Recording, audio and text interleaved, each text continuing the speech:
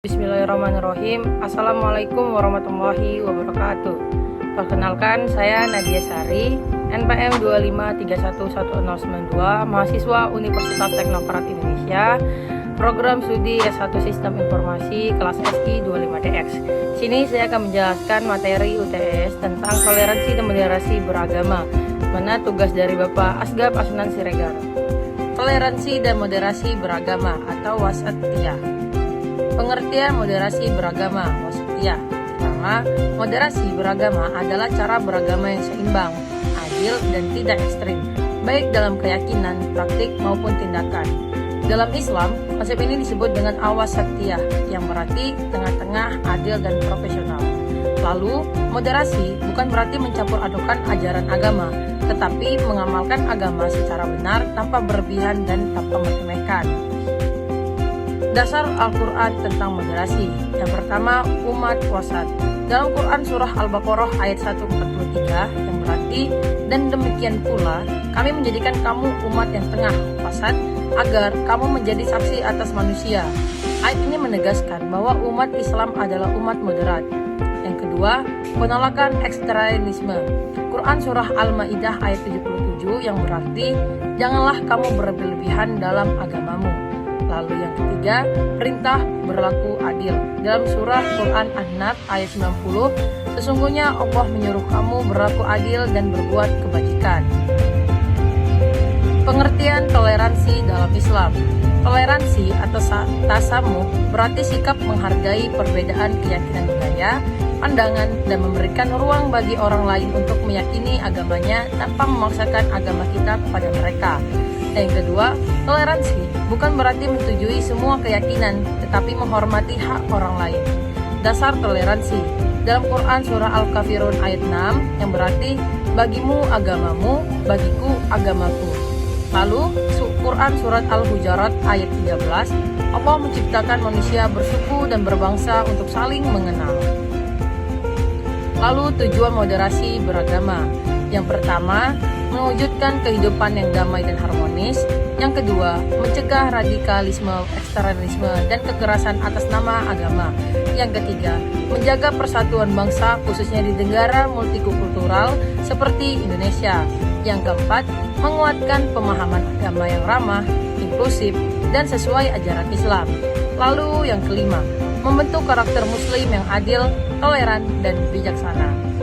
Prinsip-prinsip moderasi beragama. Yang pertama, tawasud, tengah-tengah, tidak ekstrim kanan guluf, dan tidak ekstrim kiri ifrat atau tafrid. Yang kedua, tawazun atau seimbang, seimbang antara dunia akhirat, hak kewajiban, akal wahyu, hak pribadi, dan hak sosial. Yang ketiga, ihtidal atau adil, menempatkan sesuatu pada tempatnya dan memberi hak orang lain secara profesional. Yang keempat, tasamuh atau toleransi, menghormati perbedaan keyakinan dan pandangan.